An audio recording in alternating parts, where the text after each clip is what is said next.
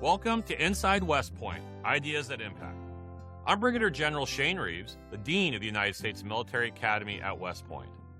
Through a series of discussions, we will show you a different side of West Point, where we will make even our most complex initiatives accessible to broad audiences, and give you an inside view to our cross-disciplinary work, which is being applied throughout the world. Mr. Musk, thank you very much for being here, sir. We appreciate it. It's an honor to be here. It's really a great honor. Well, we're really excited for you to help us kick off our intellectual theme, Human in the Machine, which is leadership on the emerging battlefield. And we want to make sure that the Academy and the cadets are focused on not tomorrow, but the next 20, 30, 40 years. And underlying the entire theme is an emphasis on the importance of preparing cadets for future warfare, and really where humans and machines intersect.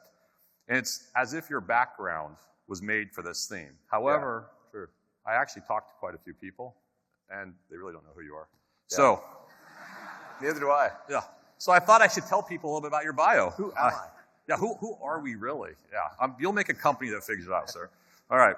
So if you don't know, and this is ridiculous, of course you know, but I'm going to do it anyways. Elon Musk, sitting next to me, co-founded and leads X, Tesla, SpaceX, Neuralink. Here's my favorite as an academic, The Boring Company. Oh, that was good. That was good. Come on. Yeah. It started as a joke. Yeah, it did. And now it's real. Well, it's awesome. By the way, you have a new company also, XAI. Yeah. And that's all of them unless you started one this morning I don't know about. I'm not sure. Yeah. Right? But basically what this means is everybody in this room has the opportunity, based on these companies, to drive a futuristic electric truck through a gigantic underground tunnel while using a digital connection in their brain to start a rocket while simultaneously getting updates on Army football. His innovations have revolutionized electric vehicles, batteries, space exploration, advanced human-machine interactions, made information access to information instantaneous, and have starting to help integrate AI throughout our daily lives. After the convocation, I'm hoping to have a little bit of time so you can give me some personal tips, because somehow you have founded and lead multiple companies. You're a father to multiple children, and I'm exhausted after 2 hours of coaching one kid's sport. That's Sure. it. So whatever you can do to help me out, I'd appreciate it. So we have cadets and staff and faculty who can speak on multiple disciplinary perspectives that would interest you. Drone swarms, electric batteries, molecular brain science, engineering, psychology, philosophy, law, Chinese language. But that's just the start. I think this one's particularly relevant because we can even cover the intense science of boxing with our world-class Department of Physical Education, just in case, you never know, some random head of state challenges you to a fight. You know, I did challenge Putin to a one-on-one combat.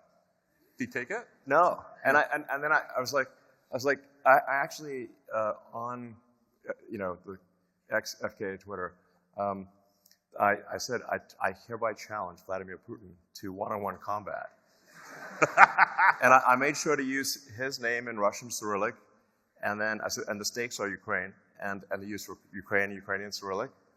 And then people thought I wasn't serious. I'm like, no, I'm absolutely serious. I mean, he has he's good at judo, I hear, and I think it would be, the pay-per-view alone on that would be incredible. I could get everybody in here to start chanting 2 men in or 1 man leaves. Yeah. 2 men in or 1 man leaves. So I'd watch that, and I'm in it. So I will tell you that our 31st superintendent, Douglas MacArthur, once said, "There's no substitute for victory." Yeah. And when it comes to fighting, it's not just our military, but it's also the whole country and the whole industrial base. Yes. That's so important. And you've innovated across so many areas, whether it's beneath our surface, to outer space, and everything in between. And we're, again, truly, truly grateful for you to be here as we start to talk about some of these things that you've been working on. And as you look into the audience, I just want to give you a bit of context. A lot of these are the leaders who will face our nation's most complex and difficult challenges going forward. We have our cadets who will serve as Army officers leading hundreds and eventually thousands of soldiers through this complexity that we talk about. And we also have our faculty and who are preparing them to do just what I just said, lead through these complex situations. And many of our faculty will also re-enter the Army and be required to lead. Thank you for taking the time to help us think deeper and inform us as we start to inform our cadets on how we can be successful, not just fighting, but winning in the contemporary and future battle space. So let me start with this broad question. How do you see warfare transforming in the future? I mean, the biggest effect, I think, by far is AI and drones. So the next, well, in fact, the current war in Ukraine is very much a drone war already. It's sort of a contest between Russia and China to see who can deploy the most number of drones. Now, if there's a major power war, it's very much going to be a drone war. It's going to be drones and AI. And, you know, it's a sort of, I mean, I do worry about the existential risk of AI, which is that if you employ AI and drones, do you go down this path where eventually you get to Terminator, you know? Try to avoid that. That'd be good. That would be good. Yeah. Minimize the Terminator risk. But I mean, essentially, if when you're making military drones, you are making Terminators. And when I think you'll somewhat be forced into giving the drone localized AI, because if the AI is far away, it can't control as well as localized AI. So, what do you mean by localized AI? Meaning it's autonomous killing machine. Completely autonomous. Well, you give it the okay. Yeah. In a particular arena, and it goes with certain parameters. Yeah, hopefully. Yeah. Do you think our adversaries will have those same type of concerns or limitations? Well, yeah. I mean, it depends on how much existential risk there is in these wars. So if it's a regional war, I think it'll be more tempered. If it goes beyond a regional war, then it's all bets are off. And, you know, and then you start deploying things that you really wouldn't want to deploy. So hopefully that doesn't happen. But you said it, and I would agree that if you just look at the contemporary conflicts that are taking place, you would agree that machines aren't just disrupting warfare; they're now commonplace. Drones are going to be overwhelmingly the what matters in any between, you know, any powers that have significant technology. It's so. My personal belief is like that it'll actually be, I think, probably too dangerous to have humans at the front. It's drones at the front. It's too dangerous. Drones don't miss. Because of the lethality, then. It's Yes. too dangerous to have humans at the front. Yes. If you've seen some of the computer-controlled sniper rifles, I mean, they just don't miss. So you're fighting a machine that's going to, you know, aim with micron-level accuracy and never gets tired. So how do you think the United States should be leveraging technology to further our national defense? Well, I think we probably need to invest in drones. The United States is strong in terms of the technology of the items, but the production rate is low. So it's a small number of units, relatively speaking, but with basically, I think there's a production rate issue. Like the rate, if you say like how fast can you make drones? It's like if you say there's a drone conflict, the outcome of that drone conflict will be how many drones does each side have in that particular skirmish times the kill ratio. So if you've got, you can have let's say the United States would have a set of drones that have a high kill ratio, but then the other side has far more drones. If you've got a 2-to-1 kill ratio, the other side has 4 times as many drones, you're still going to lose. Do you think our industrial base can scale to make the volume of drones that you're talking about? I think that's going to be the biggest challenge. That is, it can scale, but it is not currently scaling. Why would that be? I think the procurement is still. I mean, I read a lot of military history and actually the thing that I go to sleep with is usually an audio book on military history of one kind or another. So I find the subject very interesting. And one of the things that tends to happen is that countries pretty much are geared up to fight the last war, not the next war. And it's hard to change. I mean, if you look at the uniforms at the start of World War I and the tactics and strategies they used at the start of World War I, they were not significantly different from the Napoleonic era.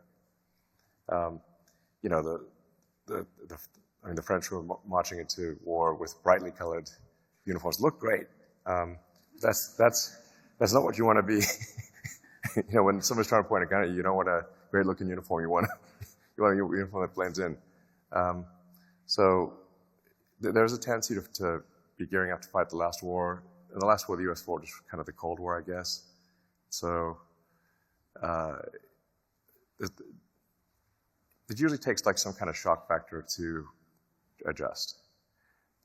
I would recommend adjusting now. And you are seeing some startups like Anduril and a few others that have a different mindset. But it's really, it's going to be, can you make a lot of drones? And what's the kill ratio? That's what it comes down to. So there was recently a report that said that President Zelensky said by February 2025 there'll be 1 million drones produced by the Ukrainians. So it seems like it's doable, and this might be a process question. And we'll talk about process in a second. But as you were just talking, I was thinking about it, and you said that you can't have humans at the front. And so you haven't created a company that's solved aging yet, have you? No. Okay, so then in 100 years... I wonder whether we should solve aging. There's That's a great point. Yeah. I'd like to wrap it up sometimes, right? Well, it's like, yeah. How long do you want Putin and Kim Jong-un to live? Yeah, that's a great point. Yeah. But let's say you go... Don't get it first. Let's say you go forward 50, 100 years. How do you envision this evolution? And I think this might get to Neuralink. How do you see this evolution between the human, who maybe can't be at the front any longer, the technology's at the front, yet keeping them integrated and synchronized? Like, how is that going to work in your mind? I mean, so communications is essential. It is actually very important to have space-based communications that cannot be intercepted, which is Starlink.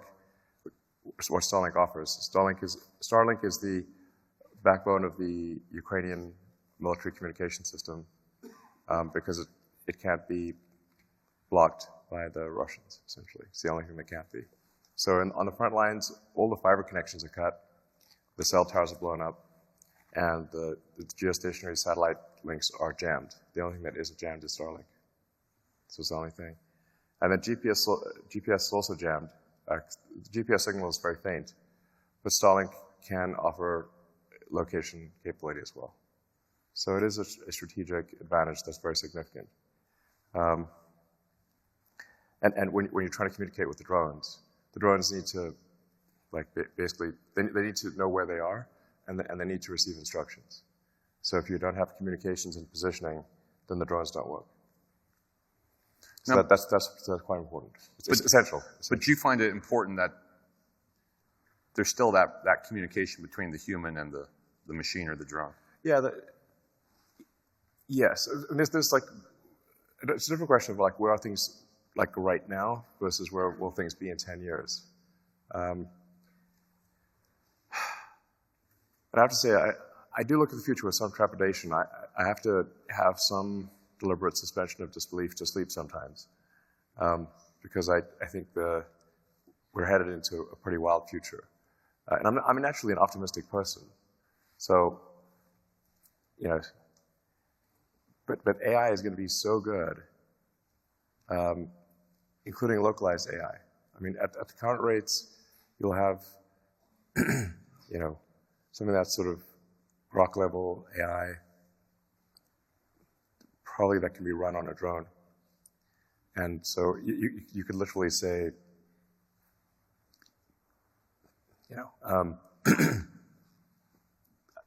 this is the equipment that the drone needs to destroy. Go into that thing, it'll recognize what equipment needs to be destroyed and take it out.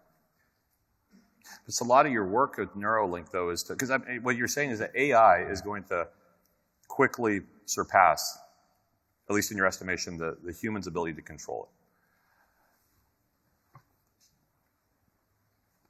it? Yeah. Okay. I mean, I'd like to say no, but the answer is yes. So first off, how long until you think that happens? Before that, the AI has evolved to the point where, the AIs can start working together, even relying on computers, like in a dehobbled way, and therefore surpasses the ability for the human to be able to influence how it's working. Well, I think humans will be able to influence how it's working for a long time. This is an esoteric subject that really goes into pretty wild speculation. I think to some degree that the AIs, I think, will want humans as a source of will. So if you think of how the human mind works, there's the limbic system and the cortex, your kind of base instincts and the sort of thinking and planning part of your brain. But you also have a tertiary layer already, which is all of the electronics that you use, your phones, computers, applications. So you already sort of have 3 layers of intelligence. But all of those, the cortex and the machine intelligence, your sort of cybernetic third layer, is trying to make the limbic system happy, because the limbic system is a source of will. So there's some, it might be that the AIs just want to make the humans happy.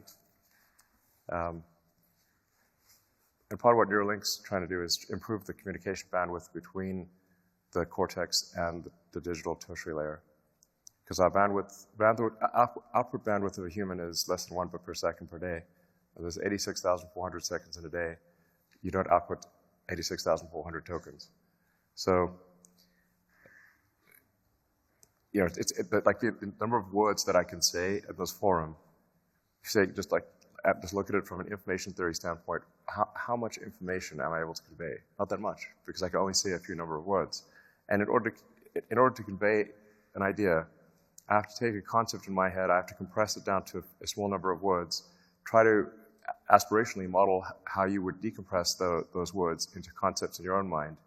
That's communication. So your brain is doing a lot of compression, decompression, and then has a very small output bandwidth. Neuralink can increase that bandwidth by several orders of magnitude. And also, you don't have to spend as much time compressing thoughts into a small number of words. You can do conceptual telepathy. That is the idea behind Neuralink. It is intended to be a mitigation against AI existential risk. You talk about alignment. Can Yeah. you explain what you mean by alignment to help everyone understand? Yeah, just is the AI going to do things that make civilization better, make people happy, or will it be contrary to humanity? Will it foster humanity or not? Will be against humanity. So obviously we want an AI that will foster humanity. I think in developing an AI to foster humanity, because I've thought about AI safety for a long time, I think I've had probably 1,000 hours of discussion about this. And my ultimate conclusion is that the best course for AI safety is to have an AI that is maximally truth-seeking and also curious. And if you have both of those things, I think it will naturally foster humanity, because it will want to see how humanity develops.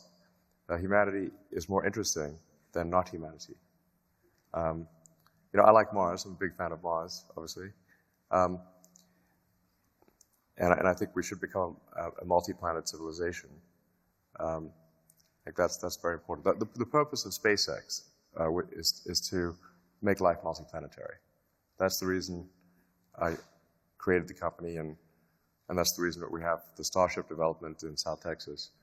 That rocket is far too big for just satellites.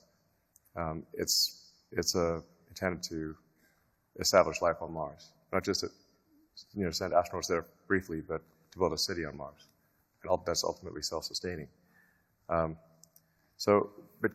getting back to AI, if you've got a truth-seeking AI that is maximally curious, my neural net, my biological neural net, says that that's going to be the safest outcome. Because, like I said, while I like Mars, Mars is not as interesting as Earth because there's no human civilization there. Or thought of another way, if you want to render Mars, rendering Mars is pretty easy. It's basically red rocks look kind of like some parts of Arizona. There's not a lot of people. It's easy to render. It's rendering to Mars, but rendering human civilization much harder, much more complex, much more interesting. And so I think a curious, truth-seeking AI would foster humanity and want to see where it goes. But that requires trust between the human and the machine. And that's where I want to ask you a question on this. So the Army, leaders in the Army are no strangers to implementing new technologies. Think about how GPS, for example, transformed navigation. It'd be unheard of not to use GPS today, but when I was a lieutenant, no one used GPS. So recently I was watching this incredibly important and realistic documentary called Top Gun Maverick. Yeah.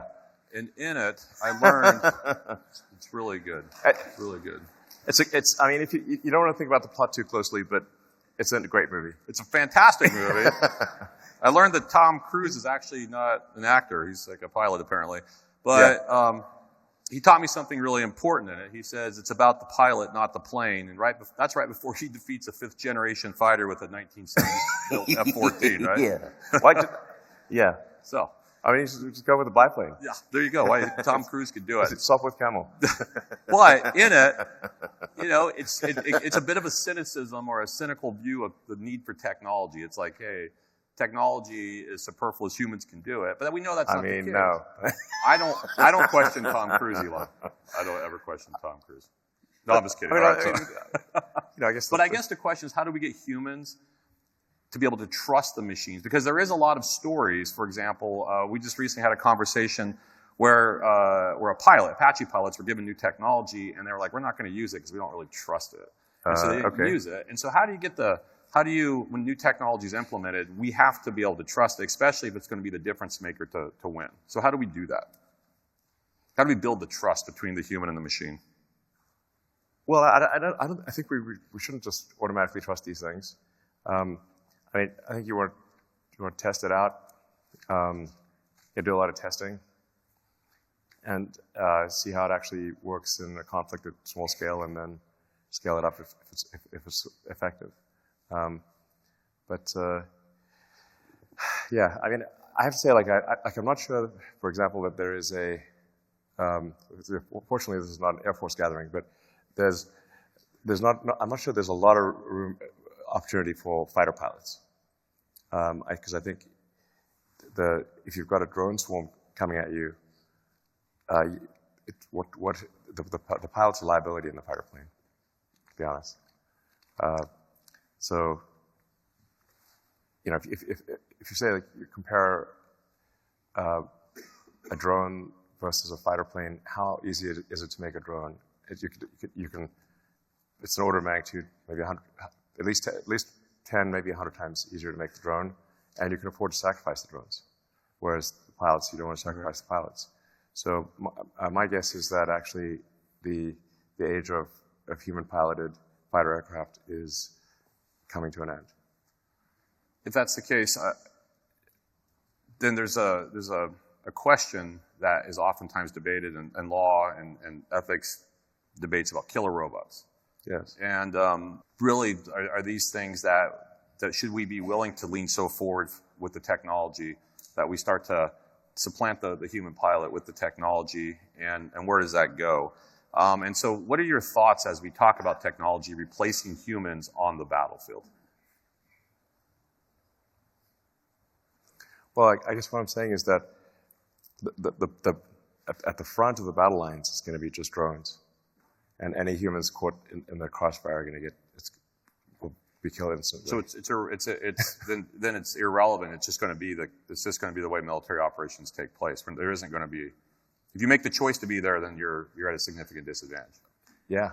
I mean, I think it's just think like you've got drones that you know are constantly scanning. They're scanning in infrared, scanning invisible. There's thousands of them, or tens of thousands. You mentioned 1 million that Ukraine's going to make. You got 1 million drones coming at you. Yeah. Do you want to be on there with trying to take out drones with an assault rifle? It's like not going to be a good situation.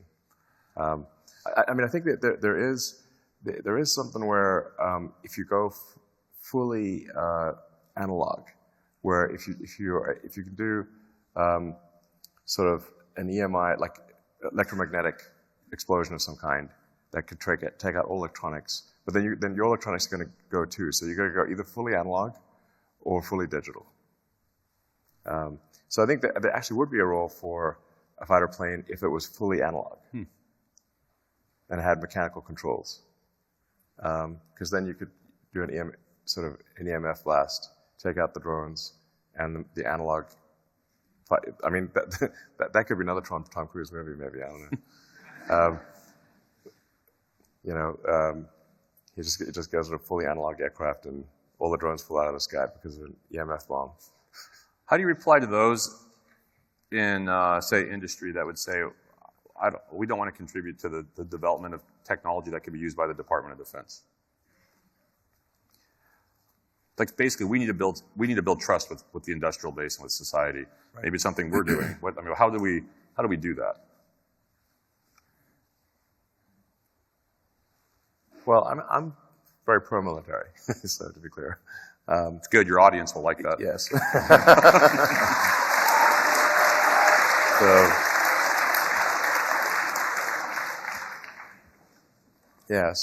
But I think if there's a significant conflict, the U.S. industrial base will switch quickly to military production, just as it did in World War II. Is it quick enough? I don't know, but that's what will probably happen. But yeah, AI and drones. That's the future of warfare. And I mean, tell me if I'm missing something here. But. Where do you see the domain of space? Space, space is. I mean, space is the ultimate high ground. So it really goes. Space is big, real big. It's like whoa. If you ever see like Earth to scale with the sun, and it's like wow, we're just like a tiny little dust mote, floating around space. That's Earth. But space is becoming increasingly militarized, and so how do you see that, especially as it relates to land warfare? Like, what's your thoughts on the space domain as it relates to land warfare, and what are things that we should be doing to start to gain those advantages that are necessary? Yeah. Well, I mentioned the space-based communications is critical. Like, if you can't communicate, you don't know what's going on, you can't receive orders, you can't report information, and whether it's a human or a drone, they need communication. So you've got to have communications, any ground-based communications like fiber optic cables, and cell phone towers will be destroyed. So it's basically all you've got are basically analog radios, but for any kind of data communications, it's space-based. And then, while GPS has been effective for a long time, GPS jamming at this point is pretty easy because the GPS signal it's a weak signal, so it's easy to do GPS jamming. So having sort of a next generation system that can provide positioning is going to be very important. Space can also probably offer, the ultimate weapons where you just have, tungsten cannonballs from orbit. How about offensive weapons in space? Do you see those? That's what I mean by rods from God. Yeah. So if you have they talked about this in the Star Wars program in the 80s, but this is certainly something that can be done, which is you have just kinetic weapons from space or space-based lasers. Starlink system technically does have lasers, but they're low-power lasers for now. Yeah. So let me ask you about, back to this question about process. So I like military history also. Yeah. I like all disciplines at West Point, by the way. I love all of them. So in 149 BC, there was the Third Punic War is ongoing. And the Roman legions are outside Carthage. And they lay siege to Carthage. And it's not going very well. The proconsuls that are in charge are passive, risk-averse, and they're losing. And there's a young guy who's from the famous Scipio line of proconsuls. And it is Scipio Aemilianus, who is the adopted grandson of Scipio Africanus. And so Scipio is the only one who's doing something. And so Cato the Elder is sitting in the Senate, and he says this. He says, "He alone still thinks. The others flit about in the shadows." And his basically argument was, I want Scipio in charge. And the problem was Scipio was too young. You had to be 42 to be a proconsul. And so Cato's like, I don't care. He's the right guy. And then what does Scipio do? He goes in and he puts juice into it. He's innovative. And obviously we know how the Third Punic War ends because we know about Rome and not Carthage, right? So what Cato was getting at is this need for innovative and creative and entrepreneurial leaders, right? That's what is necessary. And so processes are only as good as those who lead it. And so what are the traits you look for in those who lead your various businesses and enterprises? Well, I'm very much in technology. So for me, if somebody is going to lead something in technology, they must themselves be good at technology. Meaning that if they're going to lead something that involves complex engineering, they must themselves be good at engineering. They don't necessarily need to be the best engineer on the team, but they need to be very competent in their field. This is incredibly important. To me, if somebody is leading a given engineering field or engineering department and they are not good at that, then that would be like a cavalry captain who can't ride a horse. Problem. Great leader in every way, except can't ride a horse. And then you got to charge into battle, and the cavalry captain falls off the horse. It's not inspiring. So, cavalry captain must be able to ride a horse. That's actually, they don't need to be the best horse rider, but they must be competent in this regard. Otherwise, they cannot evaluate the talent of the team, and they don't understand the technology that's being developed. This may seem like a simple thing, but it is often the case that this is overlooked. I don't want to pick on the CEO of Boeing, but he's got a degree in accounting or something, which I think that's the you want to have like someone who knows how airplanes work, running the airplane company. I guess I have to cross out my job at Boeing CEO. There goes. Yeah. Can't do that. No, but I mean, it's like you want to not be it's just if you're running an airplane company, you should know you should know how airplanes work and how they fly and how to design an airplane. I think that's pretty important. So I think it's vital. But how do you create innovative intuition in those that work for you? I mean, you're famous for trying to gain efficiencies, create better processes, pushing to try to gain those not just efficiencies but effectiveness. So is it possible? Can you build this innovative intuition in a person? Well, I think it is possible to learn to be innovative. A lot of times, for any given thing, you have to say, did you try? This may sound obvious, but actually try. Like if somebody might wonder, well, can I be innovative? Well, have you tried? Just try thinking of interesting ideas. I do find a good source of innovation is if you read about a whole bunch of fields, you can cross-fertilize ideas from one field into another. And so you can synthesize, so you take, say, SpaceX and Tesla. The automotive industry is very good at manufacturing. in terms of manufacturing complex machines at volume, the automotive industry is the best. Now, the rocket industry, space industry, is very good at advanced materials and making things very light. And so taking advanced materials and mass optimization concepts from the space industry, applying it to automotive, and taking automotive mass manufacturing techniques and applying it to space was kind of like a superpower. But that's interesting, because when you think about it, when you're talking about innovating, though, and you said people can try, that means you have to be willing to let them fail. Yes. And so where do you draw the line between recklessness and being overly cautious?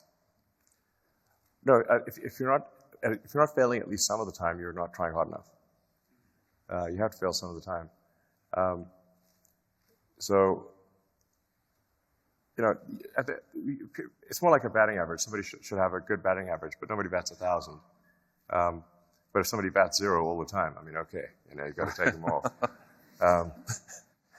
So I think I do have this sort of very simple first principles algorithm that I think could be quite helpful. And I sort of say it as a mantra to myself because I've made this mistake so many times. So the first element is, for any given thing, make the requirements less dumb. So whatever problem you solve, make the requirements less dumb. And whoever gave you those requirements, even if they are the smartest person in the world, they're still dumb. So if say like this is where say military procurement, it goes wrong right at the outset with excess requirements. Mm. So you'll get sort of this giant document of requirements that actually should be like 1 page. So step 1, make the requirements, simplify and just make the requirements less dumb. Because if you don't do that as the first step, then you can get the right answer, but to the wrong question. If the question's wrong, it doesn't matter. So then the step 2 is delete the part or process step. Delete. And if you're not putting in, if you're not adding back 10% of what you deleted, you haven't deleted enough. Again, this stuff sounds, I think, maybe very obvious, but it's very effective. But it goes to the ideas like if some of the ideas that you're doing don't fail, you're not trying hard enough. And then only the third step is to optimize the thing. And if I say, like, what's one of the mistakes that I see smart people making all the time, especially smart engineers, is optimizing a thing that should not exist. Sounds obvious. Like you could try to let's have the world's best biplane, cloth biplane. I'm like, well, actually, no, we should have jet airplanes instead, So we should not optimize a thing that should not exist. And then step 4 is go faster. Again, this sounds really obvious, but people just don't. Try going faster. And the first step would be to automate something. But only automate it once you've done those other 4 things. Now, the reason I have this mantra is because I've personally, many times, automated something, sped it up, optimized it, and then deleted it. And I'm like, wait, I'm tired of going backwards here. Yeah. So if you run that simple algorithm in many arenas of life, you will be shocked at how effective it is. So shockingly, we are already running out of time. So let me ask you this. If you could choose one attribute, just one attribute, that would be critical for our future officers to have to be successful, what would it be? Curiosity. As long as you're not a cat. But curiosity. Try to read as much as possible, learn as much as possible, and in many different fields. And apply critical thinking to anything that you're told.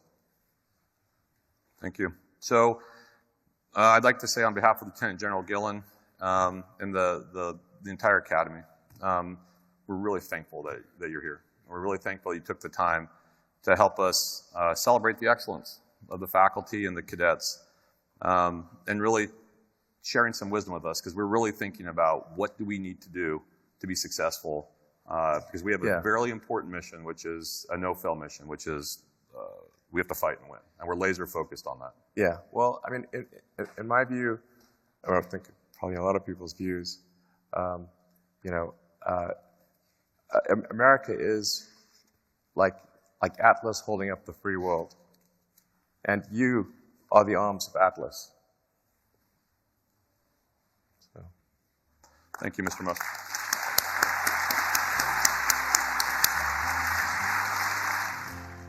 Please be sure to tune in to the Inside West Point Ideas That Impact podcast next month.